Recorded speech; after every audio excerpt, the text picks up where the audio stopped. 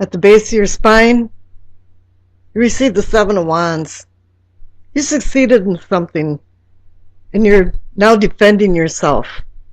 Because people are actually looking up at you, but then again, when they do, they always want to find something wrong and scrutinize you. Your clarification card is the Nine of Wands. It's a completion card. 9 is for completion. It's not endings and beginnings, but you're completing a cycle. But here you're wounded, you've been battling with the Seven of Wands, and here the Nine of Wands, and you're taking a respite, fortifying yourself, and ready to go out into battle again because you know there's going to be more battles to come.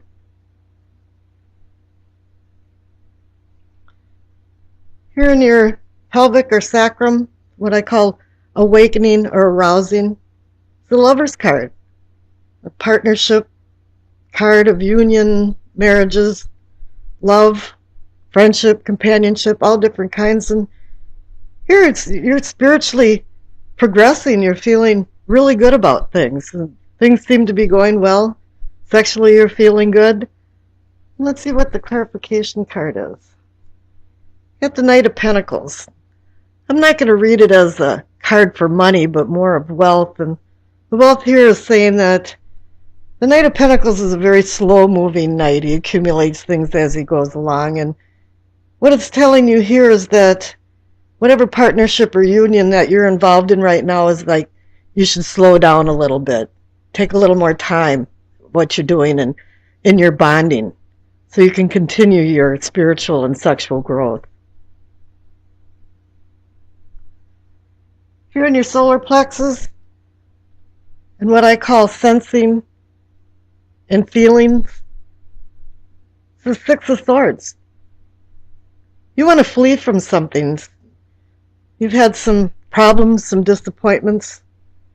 Something hasn't worked out right, and you're feeling like maybe, well, you should just drop everything and just walk away from it. You know, cut your losses. Let's see what the clarification card. Oh, and it's the Lover's card. So you got 2 Lover's cards here. So obviously something's gone awry or is going awry in the love situation or your partnership. And you're not feeling so good about it, and you're thinking maybe it's time that you made some changes. Now here in the heart of the matter is the Eight of Wands. Sudden change. It's going to be all of a sudden that you make some decisions. Here, with the Six of Swords, it's in your subconscious and it hasn't worked up to the surface of your conscious yet, but you're pretty much ready to throw the towel in somewhere. Let's see what the sudden change has to do with it. And there's going to be judgment. This can be an accountability card too. It's you sow what you reap. You know, there's a cause and effect to everything. And also it's about rebirth too, because you know you're going to resurrect and be the phoenix and come back out of the ashes better than you actually were when you started out. Here in the throat, and what I call communicating and teaching, this is an excellent card for this chakra and energy point. It's the Magician. He's about communications and making things out of nothing and being the magician and being in control of his life. And he's teaching you. He's communicating to you how to use these various tools that he has on his table, the cup, the sword, the pentacle, and the wand. You have to learn. He's communicating to you that he has rhetorical messages to teach you, and you have to listen to him and use all of these tools to your advantage. The clarification card, the Two of Wands. You're still in the decision mode, though. It appears that you want to run. You've had some problems. You should slow down a little bit. You've had some battles. But here you haven't committed yourself. You have the world in your hand, but there's been no solid decisions that have been made. And here in what we've seen and envisioning in your third eye is the materialism card. In the Conley deck, it's materialism. In the Rider-Waite deck, it's the devil. So somewhere something has gone awry. You've held yourself back. A lot of people think this card represents addictions of certain sorts, and perhaps some of your love affairs or love affair has been kind of addictive more than anything. But you really have to break the bondage of what this is. Move slowly.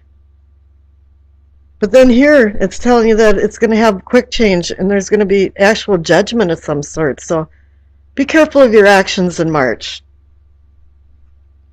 The clarification card is that if you can break these bonds that are holding your life back, you have the Ten of Pentacles. It's the happiness card of wealth, and it can be wealth for prosperity and posterity, but it also can be the wealth of just, having peace of mind. For some reason, something's been holding you back with the materialism. And here you've got the Ten of Pentacles that are saying, well, you're going to be happy. Well, evidently, you have to find a happy medium. Here in the Crown, and what you're knowing and understanding is that you've been restrained. Perhaps this has something to do with the materialism, or the Devil card, is that there's been some type of labyrinth that has confined you. And it's really only personal, it's perspective. But you're not feeling free enough. You want to run, but you haven't made any decisions down here with the Magician and the Two of Wands. And here you're still there, blindfolded and being confined. And the clarification card is the Four of Pentacles. And I've seen this in the last reading or two that I've done, is that, it's not that you're not being charitable, but what it is that you're hanging on to something that isn't serving you anymore. It's not to your advantage to keep.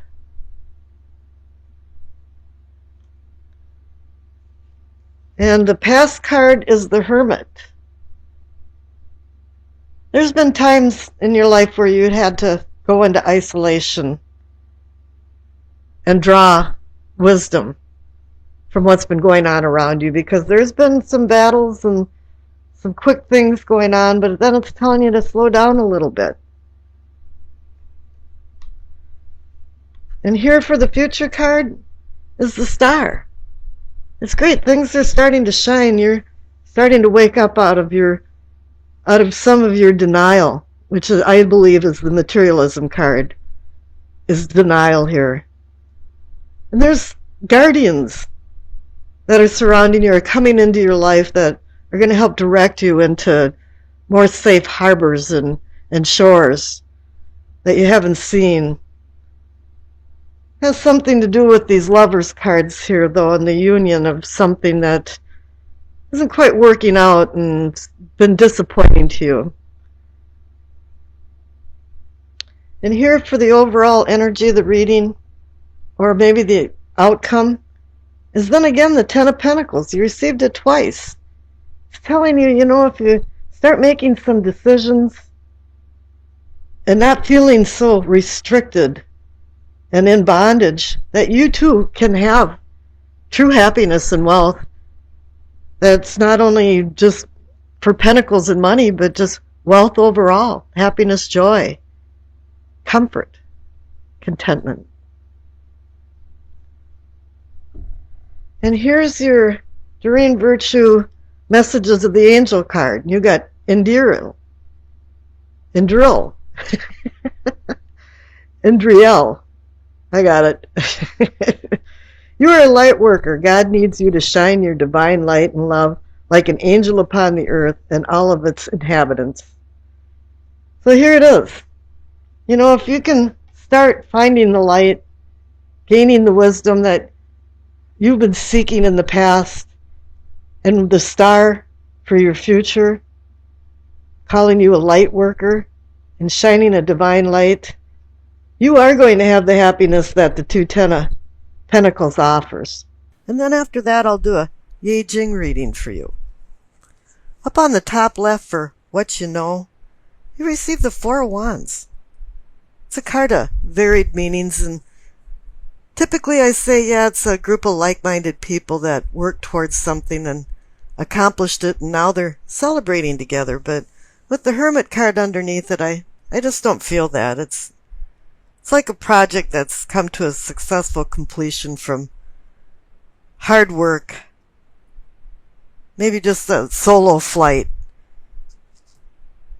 But it also has the feeling of harmony and celebration for this one personal accomplishment. This card can also portend some kind of rites of passage celebration, like a wedding, graduation, commemorations. And it can also foretell positive ascensions. It can indicate success in business, marriage, family relationships. And all in all, it's more like a releasing of something that was constricting your life. Now the clarification card is the Hermit.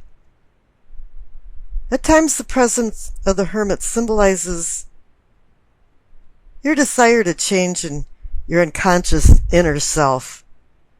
It's like a cosmic mission of desperately seeking you.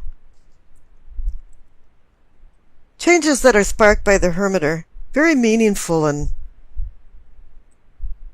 because it's a major arcana card, it's long-lasting. The cards between 8 and 14, from Strength to Temperance, are all about outside worldly influences. But here it wants you to go in deep inside yourself and away from the distractions and influence of the outer world for some kind of self-discovery. This is an unaccompanied leg of a journey to seek the inner light of wisdom, represented by the seal of Solomon of the Star of David that's glowing in his lamp. According to the Bible, wisdom is the reflection of eternal light, a spotless mirror of the workings of God, and an image of his goodness. It's a breath of power that renews all things.